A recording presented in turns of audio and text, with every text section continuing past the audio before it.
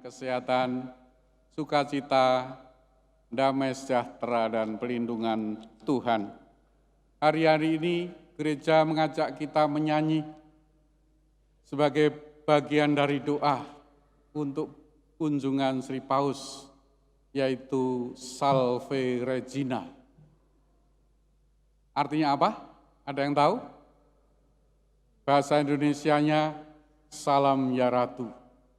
Salam ya Ratu, Bunda yang berbelas kasih, hidup hiburan dan harapan kami. Tapi kita lebih suka seringkali menyanyikan dalam bahasa Latin ya. Saudara-saudara yang terkasih, hari ini tepat 7 hari setelah hari Minggu yang lalu, kita merayakan Santa Perawan Maria diangkat ke surga sebagai pelindung paroki kita. Dan Gereja Katolik merayakan pesta Santa Perawan Maria Ratu Surga 7 hari setelah perayaan itu. Maka hari ini gereja juga merayakan pesta Santa Perawan Maria Ratu. Kita menghormati Bunda Maria, Bunda Allah, karena peran keibuannya bagi Tuhan Yesus Sang Juru Selamat kita, Putra Allah yang Maha Tinggi.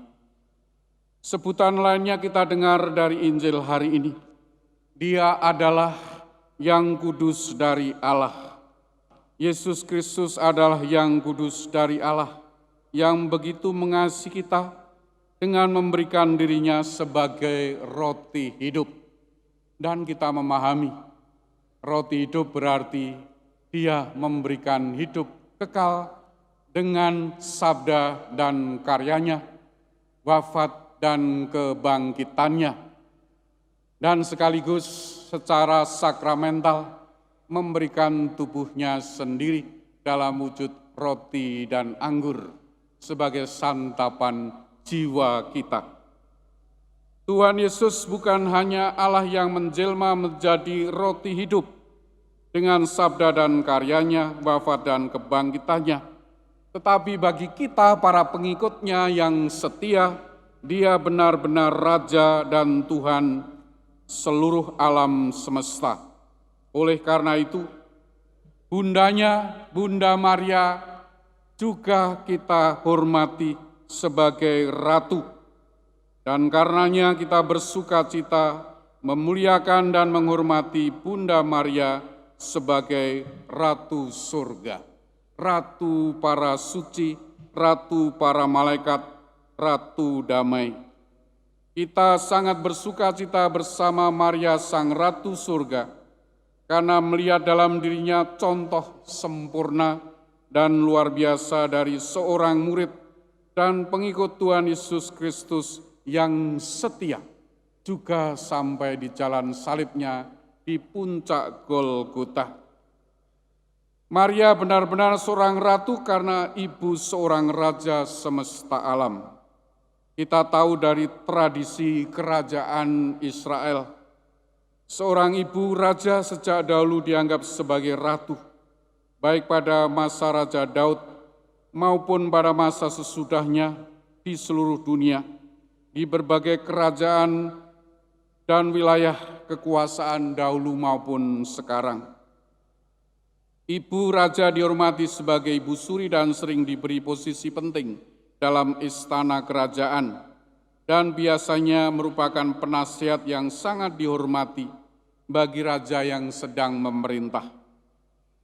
Raja Salomo sendiri sebagai anak Daud mendudukkan ibunya, yaitu Batsyeba, di samping tahtanya sebagai ibu suri kerajaan. Ia sering minta nasihat dan bantuannya dalam memerintah kerajaannya, dan sangat menghormati dan menjunjung tinggi ibunya dalam pemerintahnya. Tuhan Yesus juga orang Israel. Maka dalam tradisi itu, karena Maria adalah Bunda Tuhan dan Juru Selamat kita, Raja kita, Yesus Kristus, maka Maria memang juga seorang ratu seperti halnya para ibu ratu lainnya di dunia. Jika kita menghormati raja penguasa duniawi manapun, maka tidak benar kalau orang merendahkan ibu raja. Itulah mengapa para pengikut Kristus yang sejati, yang setia, pasti menghormati Maria yang adalah Ibu Tuhan. Jika kita benar-benar mencintai dan menghormati Tuhan Yesus Kristus, Raja kita yang kudus dari Allah, pasti kita menghormati Maria. Memang benar Bunda Maria manusia biasa, bukan darah biru, namun Bunda Maria juga dipersiapkan secara istimewa, dikaruniai penuh rahmat oleh Allah Tritunggal, disiapkan sebagai Bunda penebus yang bebas dari dosa.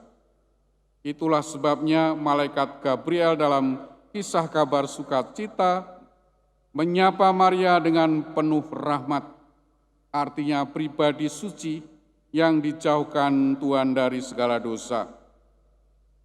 Melalui ketaatannya yang total pada kehendak Tuhan, cinta kepada Tuhannya, dia telah menjadi bejana yang layak untuk penjelmaan firman Allah.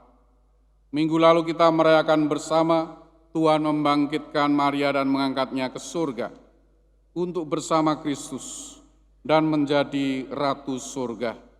Dengan demikian, Bunda Maria benar-benar seorang Ratu yang layak kita hormati. Bersama Maria, Ibu dan Ratu kita yang berada di sisi Sang Putra, kita semua memiliki sekutu yang benar-benar hebat dalam hidup pergumulan kita sehari-hari yang penuh tantangan, kesulitan, kadang-kadang tidak mudah. Keputusan MK begini tapi akan dibuat berubah begitu ya. Melalui Maria kita semua diperlihatkan tentang terang keselamatan dan kasih karunia Tuhan. Dan kita memiliki jalan yang paling pasti menuju putranya, Raja kita. Maria juga telah diberikan kepada kita sebagai ibu kita, sebagai ibu penuh kasih yang secara rohani ikut merawat kita sebagai anak-anaknya yang terkasih. Marilah kita semua berusaha meneladan Bunda Maria. Mari kita semua berusaha menjalani hidup kita dengan layak sebagai anak-anak Tuhan, sekaligus anak-anak Maria. Apa yang harus kita buat?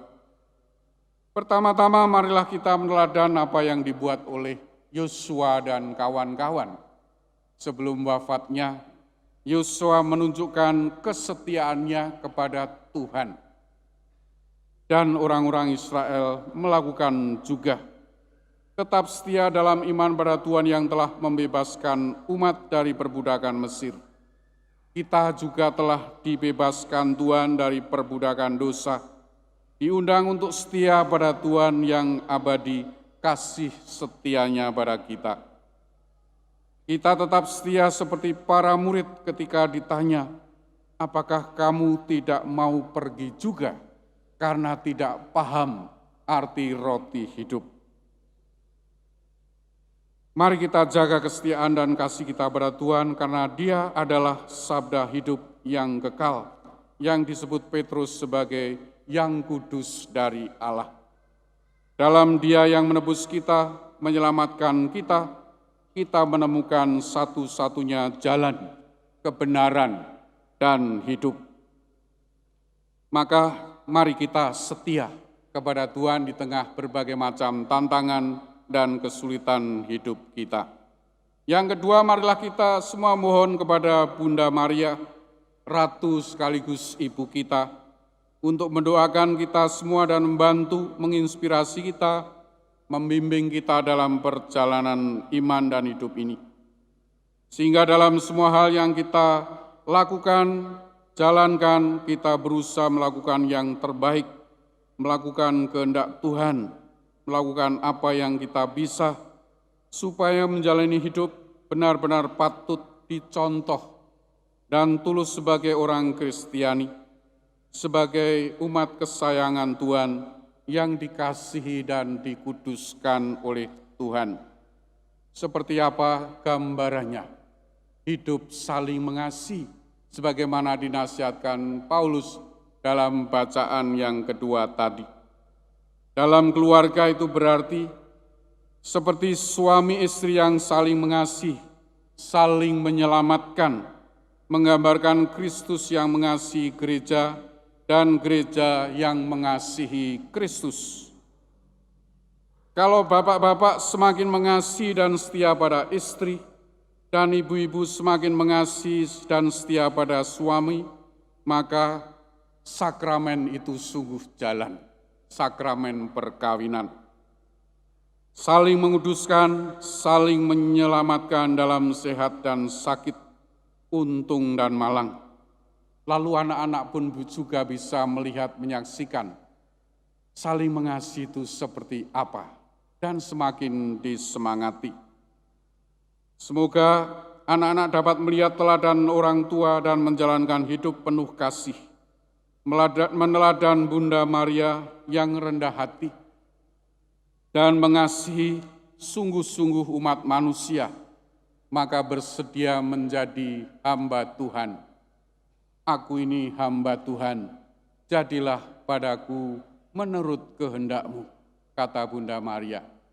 Dan semoga kita juga bisa meneladan semangat pelayanan Bunda Maria yang rendah hati, menjadi hamba-hamba Tuhan di dalam kehidupan kita sehari-hari. Amin. Mari kita bangkit berdiri, kita aminkan iman kita dengan doa aku percaya.